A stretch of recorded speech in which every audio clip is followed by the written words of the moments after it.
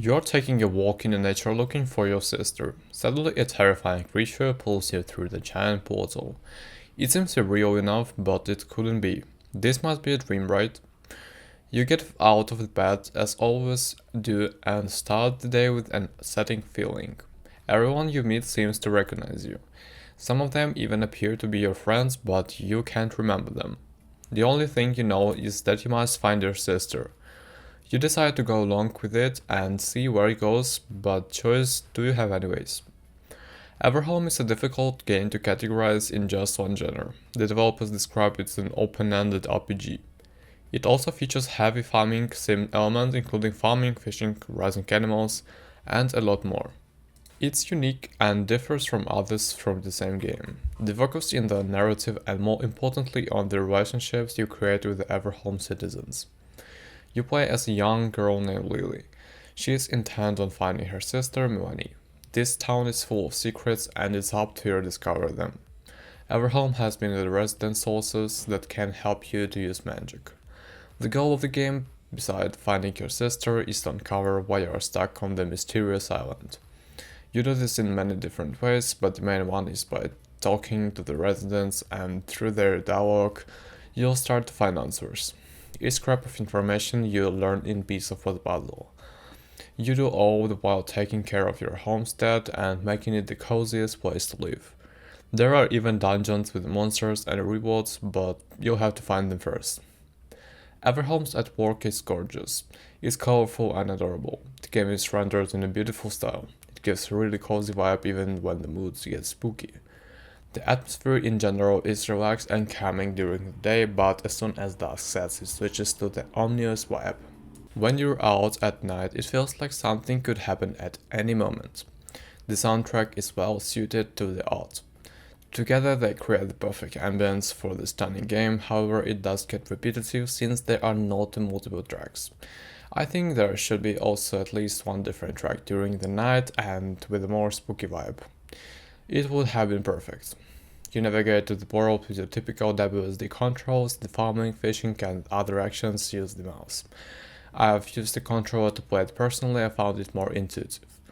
On the other hand, I found that the farming was much easier with the mouse, so I ended up using a hybrid controller and mouse combo. I saw that the creature was patch updated the controls, so that might be not your experience when you play it. I found the fishing to be quite difficult to master. It took me a bit to get the hang of it. Once the fish has a bit, you need to play the minigame to catch it. The problem is that it involves clicking over and over in just the right way to catch the fish. It was a fun challenge to learn, but was very frustrating at the start. Another aspect that could be improved is the map. The choice was made to identify the buildings by the name of the owner instead of by what they sell. Carpenter, seed shop, etc. It makes sense since the game is character-centric, but it was difficult to know where I need to go after the start. I feel like it just was adding there. Title could have led to less initial annoyance. Having a bigger inventory at the beginning would have been easier. You start the game with the 18 slots, but the starting toolkit itself takes 5 plus the fishing rod that you acquire early on. One of the introductory quests is to clean up your land, so thence you add the fiber from the grass, the wood, the rock, in addition to the fishing rod that you acquire early on. The starting inventory is quite limited in what you can add. It would be nice to add a couple more slots for convenience. I love how well the creator evolved the narrative into the game. You get bits and pieces as you play, and it's up to you to pull it all together. The dialogue is where you get the most information, but there are also a couple of the cutscenes. Depending on your friendship level and which quest you decide to answer to, you'll get more or less information from the characters. One feature that I loved is the daily newspaper. Every morning you'll need a rolled up newspaper waiting in your pouch. Once you read it, it'll change from the folder newspaper. In it you'll find a big article about something happening in the Everholm, or someone that is asking for help. You also find a fortune of the day that you actually pick yourselves, some small news, and the weather. Finally, there are a tip of the day. The tips are helpful gameplay information about the game that you might not know.